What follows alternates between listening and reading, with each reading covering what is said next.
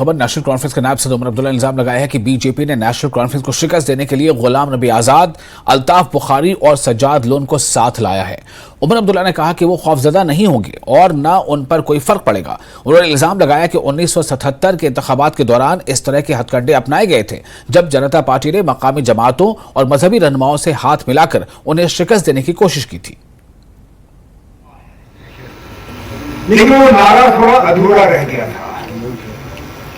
जिनको उस वक्त शेर कश्मीर का वो इलेक्शन याद होगा, उनको ये याद होगा कि नारा ये था, जनता वंता नहीं चलेगी, कश्मीर हमारी मां है।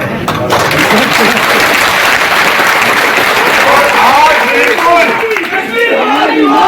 आज बिल्कुल ये सेट है, क्योंकि उस वक्त का जनता आज ही भारतीय जनता।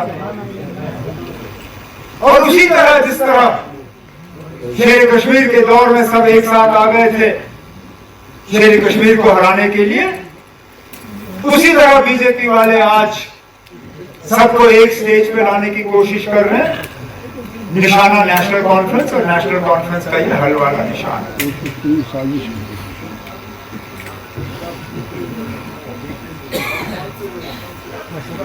हकीकत यह है कि वो इस गलतफहमी में है कि अगर वो कहीं टोडा के किसी लीडर को, मीरा कदर के लीडर को, कुपवारा के लीडर को एक स्टेज पे लाएंगे तो हमें घबराहट होगी या हम परेशान हो जाएंगे।